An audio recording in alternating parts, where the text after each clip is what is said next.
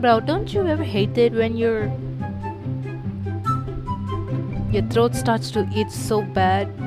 Like, as soon as you have throat congestion type, and as soon as you cough, your whole body feels like it's going to itch or fell apart. Like, why do I, like, come on, man. Leave me alone. Just because I got cold, it doesn't mean that you have to torture me and bother me like that, man. Like, why?